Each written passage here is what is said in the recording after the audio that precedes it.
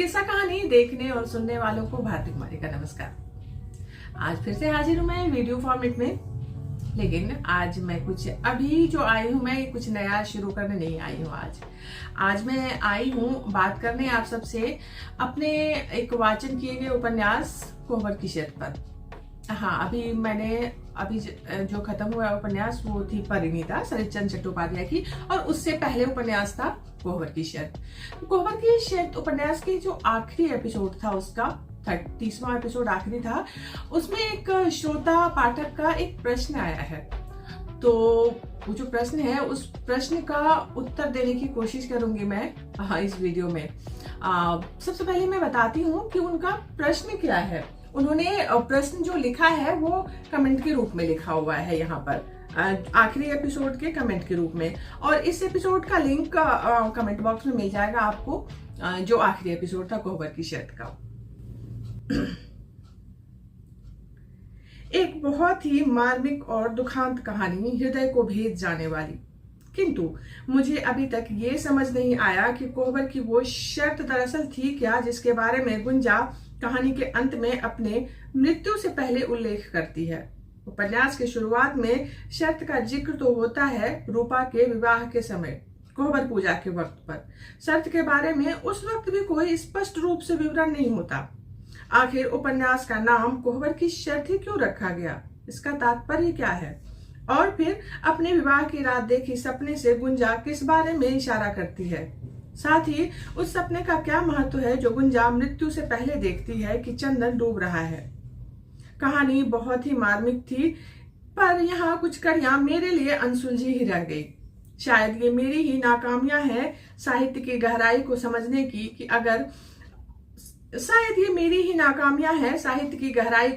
की, अगर आपको इन सवालों का जवाब ज्ञात हो तो कृपया समझाने का कष्ट कीजिए। यहाँ श्रोता जो है और पाठक कितने सरल और सहज हैं। उन्हें लगता है कि शायद वो साहित्य की बारीकियां गहराइयां नहीं समझ पाए, इसलिए उन्हें नहीं समझ में आया कि कोहबर की शर्त आखिर थी क्या। तो एक पाठक के तौर पर मैं आज कोशिश करूंगी बताने की कि कोहबर की शर्त क्या थी और उपन्यास का नाम कोहबर का शर्त ही क्यों रखा गया। तो इसके लिए सबसे पहले हम वहां चलेंगे। उपन्यास की कहानी का मैं वो हिस्सा सुनाना चाहूंगी जहां पे पहली बार कोहबर का जिक्र होता है, कोहबर आता है कहानी में। और वो अंश कब आता है, जब रूपा यानी गुंजा की बड़ी बहन और ओंकार यानी चंदन का बड़ा भाई, इन दोनों के विवाह की रस्में जब होती हैं तो वहां कोहबर का जिक्र आता है पहली बार। और वहां की रस्मों के बारे में पहले मैं बताऊंगी। और मेरे पास ये एडिशन है किताब की, अगर किसी पाठक श्रोता के पास ये वाला एडिशन हो तो उसमें पृष्ठ संख्या 32 में जाइए और वो मैं सुनाती हूँ आपको। चंदन की झपटी आंखें पूरी तरह खुल गई तो गुंजा अपने आंचल से चंदन की आंखें और मुंह पोंछने लगी। रंगी हुई नई साड़ी की गंध चंदन की नाक में भर गई, प्यारी सौंधी गंध। चंदन पूरी तरह जग गया। अरे अरे, मैं कोई बच्चा थोड़े हूं, और नहीं तो क्या बच्चे के बाप हो, गुंजा ने कहा। पास में बैठी हुई सारी लड़कियां हंसने लगी। झेपते हुए नीची आंखों से चंदन मुस्कुराने लगा तो गुंजा बोली, यहाँ के लोगों को जान लो, ये बदामो है चाचा की लड़की, ये सूरज कुमारी है, ये परेमा हमारी सखियां। फिर अपनी गर्दन को ठोकती हुई बोली, और हमारा नाम गुंजा है, बहनों की छोटी बहन हूं। और तुम्हारा नाम? तब से भैया चंदन चंदन कह रहे हैं, सुना नहीं है? चंदन ने थोड़ी खींचते हुए कहा। बाप रे, इसमें खिंचाने की क्या बात है, परेमा बोली। अच्छा तो लो, गुंजा बोली, इस थरिया का चावल अंदाज से बताओ कि क्या अंजूरी है। क्यों? चंदन ने पूछा। पहले बताओ तो बताती हूं। नहीं, पहले बता दो, चंदन ने जिद की। बड़े जिद्दी हो, अगर अंजूरी से नापने पर तुम्हारा अंदाज सही निकला तो तुम जीत गए, तब तुमको उतने ही रुपए मिलेंगे। यहाँ पर जो रस्म है, गुंजा उसको एक थाली में चावल भर कर देती है उसके सामने, और चंदन को कहती है कि तुम अंदाजा लगाओ कि ये जो चावल है ये कितने अंजूरी होगा। अंजूरी मतलब एक बार ऐसे हाथ करके जब उठाए तो ये हुई अंजूरी। तो वो अनुमान लगाने को कहती है कि कितने अंजूरी ये चावल होगा। तो पूछता है कि क्यों? तो बोलता है अगर तुम्हारा अनुमान सही हुआ तो तुम्हें इनाम मिलेगा, और अगर गलत हुआ तो तुम्हें हमारी बात माननी पड़ेगी, और अगर गलत निकला तो तुम हार गए। और जो हार गए बच्चों, तो जो मैं कहूंगी तुम्हें करना होगा। गुंजा ने अपना सिर हिलाते हुए कहा। सिर हिलाते हुए गुंजा को चंदन ध्यान से देखने लगा तो वो कुछ लजा कर बोली, हमको क्या निहारते हो, बता के चावल कौन नापो। भाई के सामने ऐसी बात सुनकर चंदन कुछ सहम गया, इसलिए लाज को तोपने के लिए चट से बोला, 30 अंजुरी। चलो तो अब नापो। चंदन अंजुरी से चावल नापने लगा। 5, 10, 20, 30, चावल 35 अंजुरी निकला। गुंजा की ओर ताकते हुए चंदन बोला, मैं तो हार गया, बताओ मुझे क्या करना होगा। दूसरे से पूछकर हारी हुई शर्त पूरी की गई तो उसका मोल क्या, गुंजा ने कहा। चंदन बोला, तुमने तो कहा था कि हारने पर जो कहोगी वो करना होगा। गुंजा बोली, अच्छा कभी कहूंगी, याद रखना। अब पहुना की बारी है, इनको भी नाप लेने दो। लो पहुना, अब तुम नापो। अब यही शर्त है, यहाँ पे जो शर्त की बात हुई है कि चंदन वो शर्त हार गया, चावल को नापने का जो अनुमान लगाना था। तो गुंजा कहती है कि मैं पहले शर्त से पहले कहती है कि अगर तुम हार गए तो तुम्हें वो करना होगा जो मैं कहूंगी। और हारने के बाद जब चंदन पूछता है कि बताओ मुझे क्या करना होगा, तो गुंजा कहती है कि अभी नहीं, ऐसे पूछोगे मैं बता दूंगी तो फिर क्या मजा है शर्त का।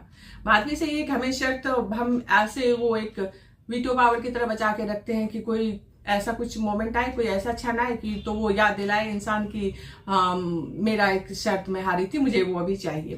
तो गुंजा ने उसे सुरक्षित रख लिया था अपने पास कि वो कभी चंदन से मांग लेगी। अब मैं बताऊंगी पढ़ के आपको उपन्यास का वो हिस्सा जहां पर फिर से गुंजा और चंदन इस शर्त के बारे में बात करते हैं। लेकिन अभी जो कहानी का भाग मैंने पढ़ा वो बहुत ही खुशनुमा हिस्सा है कहानी का, और अब मैं जहां जा रही हूँ वो आखिरी हिस्सा है कहानी का जो बेहद ही दुखद है। और आगे का हिस्सा ये है कि गुंजा के आखिरी वक्त में गुंजा एक सपना देखती है और उस सपने के बारे में चंदन उससे बात करता है, पूछता है उससे।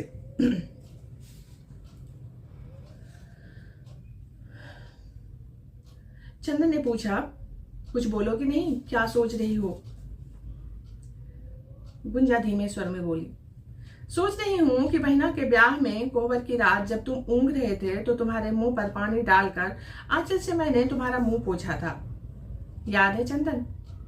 और आज तुम मेरे आंसू पोंछ रहे हो। लू की गरम बयार जैसे देह के असंख्य रोंगटे खड़े कर दे, चंदन वैसे ही बयार की चपेट में आ गया। भूल गए क्या चंदन, गुंजा ने पूछा। नहीं, याद है गुंजा, और ये भी याद है कि उसी रात तुमने एक शर्त भी बंधी थी, लेकिन शर्त क्या थी वो आज तक मेरी समझ में नहीं आया। गुंजा की आंखों की कोरों से फिर टप टप आंसू गिरने लगे। चंदन के मुंह पर निगाह गड़ा, जैसे ही कहीं दूर देखती हुई जोर लगाकर सांस खींचकर बोली, अच्छा ही हुआ चंदन जो नहीं समझी, वो तो ऐसी शर्त थी जिसमें हम दोनों ही हार गए। गुंजा की सांस फिर तेज चलने लगी। कमर के नीचे बिस्तरे की चादर खून से तर हो गई। चादर बदलने के लिए चंदन ने गुंजा को करवट लिवाया तो मूर्छा का आक्रमण हो गया और वो आंखें मूंद कर जैसे किसी शून्य में खो गई। चंदन उसकी नाक में दवा डालकर बेहोशी दूर करने की प्रतीक्षा में चिंतित मन से उसके सिरहाने बैठ गया। गुंजा के चेहरे पर पसीने की बूंदें मोती के दानों की तरह उभरने लगी। चंदन अपने गमछे से धीरे धीरे उन्हें पोंछता जा रहा था। लगभग 20-25 मिनट के बाद गुंजा ने फिर से पहली ही सी डरी हुई आंखें खोल दी। चारों ओर देखकर बोली, चंदन, चंदन। क्या हुआ गुंजा, सामने आओ, इस तरफ। चंदन गुंजा की खाट की दाहिनी पार्टी पर बैठ गया। गुंजा का चेहरा इस बार पहले से अधिक भयभीत लग रहा था, बेहद डरा हुआ। मैं यही हूं गुंजा, तुम इतना क्यों घबराती हो। मैंने अभी एक सपना देखा है चंदन कि आसमान में चारों ओर काले काले घटाटोप बादल घिरे हैं और एक बहुत चौड़ी नदी है जिसके किनारे बहुत ऊंचे हैं। उसी के किनारे किनारे आगे आगे तुम, पीछे पीछे मैं चल रही हूं। गुंजा की सांस फिर तेज होने लगी। बहुत ही कोशिश के बाद वो फिर कहने लगी, और चंदन, मेरी गोद में एक छोटा सा बच्चा है। बच्चे को गोद में चिपकाए तुमसे सती हुई मैं जल्दी जल्दी जैसे दौड़ रही हूँ, और बलिहार के लोग हम लोगों को खेत खदेड़ते हुए पीछे पीछे चले आ रहे हैं।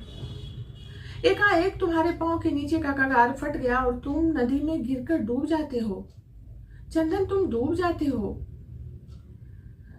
सांस फिर तेज हो चली, मुंह पसीने से तर होने लगा। ये वो संदर्भ है जो गुंजा का आखिरी वक्त होता है, तब जो गुंजा सपना देखती है और उस सपने का जिक्र चंदन से करती है। अब प्रश्न जो पूछा है श्रोता ने कि कोहबर की वो शर्त क्या थी। अब वहां पर शर्त, जैसा मैं पहले भी कह चुकी होंगी कि जब हम कोई किताब पढ़ते हैं, कुछ भी कहानी, छोटी सी चीज भी पढ़ते हैं, तो हर पाठक का अपना अपना नजरिया होता है समझने का, देखने का। हालांकि जो कलाकार जो बनाता है अपनी, उसकी जो कृति होती है, वो लेखक हो या पेंटर या कुछ भी, तो वो उनका एक नजरिया स्टैटिक होता होगा या बहुआयामी होता होगा कि हाँ, लेकिन उससे ज्यादा बहुआयामी उसके श्रोता दर्शक बनाते हैं उसको। वो कहते हैं ना कि जाकी रही भावना जैसी, प्रभु मूरत देखी थी तैसी। तो हम अपने अपने तरीके से समझते हैं चीजों को। तो जो मैंने समझा मैं वो कहूंगी कि गुंजा ने वो शर्त सुरक्षित रख ली थी कि कभी वो चंदन से इस शर्त को मांग लेगी, इसके बदले कुछ भी मांग सकती थी वो चंदन से। वो शायद उसके मन में ये बात होगी कि वो अपनी शादी के समय कुछ मांग ले, ऐसी परिस्थितियां आ जाए कि चंदन से उसका विवाह ना हो रहा हो या फिर और कुछ, तो वो शर्त चंदन से मांग ले। तो उसने ये शर्त सुरक्षित रख ली थी। और बात सपने की, तो जो आखिरी सपना है, गुंजा देखती है कि गुंजा के गोद में एक बच्चा है, वो और चंदन भाग रहे हैं नदी के किनारे किनारे, और पीछे से गांव वाले उसके पीछे पीछे आ रहे हैं। तो जिस क्षेत्र की ये कहानी है, पूर्वी उत्तर प्रदेश की, तो वहां पे चूंकि मैं उसके आसपास की हूं, तो वहां पे शायद आप लोगों ने भी सुना होगा कि अगर सपने में आप किसी की मृत्यु देखते हैं तो हमें ये सुबह उठ के कहा जाता था कि उसकी आयु लंबी होगी। मतलब जिसकी मृत्यु आपने देखी, आप डर गए, लेकिन सच ये होता, उसका अर्थ ये निकालते थे कि उसकी आयु तो लंबी होगी। तो उस सपने का अगर इस संदर्भ में हम देखते हैं गुंजा के सपने को, कि वो चंदन को मरता हुआ देखती है, खुद को नहीं देखती। वो चंदन डूब रहा है नदी में, और होता ये है कि चंदन तो बच जाता है पर गुंजा खत्म हो जाती है, उसका जीवन खत्म हो जाता है। तो कहीं ना कहीं यही अर्थ निकलता भी है उस सपने का कि चंदन की आयु लंबी हुई क्योंकि चंदन सुरक्षित था। और दूसरा कि कोहबर की शर्त, उपन्यास का नाम कोहबर की शर्त ही क्यों? तो मैं कहूंगी कि लेखक को यही उपयुक्त लगा होगा। अगर हम पहली नजर में देखें उस उपन्यास को, तो गुंजा और चंदन की प्रेम कहानी ही लगती है। हालांकि बहुत कुछ है, लेकिन प्रेम कहानी है, एक दुखांत कहानी है ये गुंजा और चंदन के प्रेम की। तो और इसमें कोहबर की एक महती भूमिका है, तो इसीलिए। और जब लेखक लिखते हैं तो वो अपने आसपास जो उनका रीजन होता है, उनका प्रदेश होता है, तो उनका वो प्रतिनिधित्व कर रहे होते हैं एक प्रतीकात्मक रूप में। तो कोहबर को उन्होंने इस रूप में, क्योंकि सारी जो चीजें हैं वो विवाह और रिश्ते से गुंथी है, तो उसमें कोहबर की महती भूमिका होती है वहां के विवाह में। तो इसलिए भी उन्होंने कोहबर को रखा है, और शर्त तो ऑफकोर्स शर्त है ही, तो ये इसलिए लेखक ने शायद कोहबर की शर्त रखा होगा। और दूसरी बात शायद सबसे महत्वपूर्ण कि आपने अगर सुना होगा ये उपन्यास या पढ़ा होगा, तो आप समझ रहे होंगे कि इस उपन्यास के और भी शीर्षक हो सकते हैं ना, हो सकते थे। तो एक पाठक के रूप में आपको क्या लगा कि और क्या ऐसा बहुत अच्छा शीर्षक प्रतीकात्मक रूप में आप रख सकते थे? इस आपको भी सुनते हुए या पढ़ते हुए तो लगा होगा ना कि नहीं, इसका ये वाला शीर्षक होता तो शायद ज्यादा अच्छा होता। जो ज्यादातर कथा कहानियां पढ़ते हुए, कभी कभी फिल्म देखते हुए हमें लगता है नहीं, ये ऐसा होता तो मेरे हिसाब से अच्छा होता। तो आप भी पाठक श्रोता हैं तो मुझे कमेंट बॉक्स में बताइए कि और इस उपन्यास का कौन सा शीर्षक आपके हिसाब से सही हो सकता था। आपका भी नजरिया है, बहुत ही महत्वपूर्ण नजरिया होता है हमारे पाठक का, क्योंकि लेखक हमारे बीच नहीं है कि हम उनसे कोई संवाद कर पाएं, कि हम उनसे पूछ पाएं कि लिखते वक्त उनका क्या था, ये रखने के पीछे उनका ध्येय। तो हर पाठक निश्चित रूप से, और हमारे पास अब कोई विकल्प भी नहीं बचा, हम अपने मन से ही तलाश सकते हैं इसके पीछे का कारण, और खुद से भी सोच सकते हैं कि इसको और कौन सा नाम दिया जाए उस उपन्यास को। तो लेखक को कोहबर की शर्त सबसे ज्यादा उपयुक्त लगा, तो इसीलिए उन्होंने कोहबर की शर्त रखा उपन्यास का नाम। तो जो मुझे लगता है, जो श्रोता ने प्रश्न किया था, पाठक ने, तो मैं उसका उत्तर देने में शायद थोड़ा सा भी सफल हो पाई होंगी। और आप लोगों को क्या लगता है कि क्या मैं प्रश्न का उत्तर सही से ही दे पाई, या आप थोड़ी सी भी संतुष्टि मिली, ये सही था आप लोगों के लिए? तो प्लीज कमेंट बॉक्स में बताइए, और किस्सा कहानी पर ऐसे ही प्यार दुलार लुटाते रहिए। लाइक सब्सक्राइब करिए चैनल को। जल्दी ही मिलती हूँ एक नई कहानी, किस्सा कहानी, उपन्यास, किसी चीज के भी साथ। तब तक जुड़े रहिए किस्सा कहानी से। नमस्कार।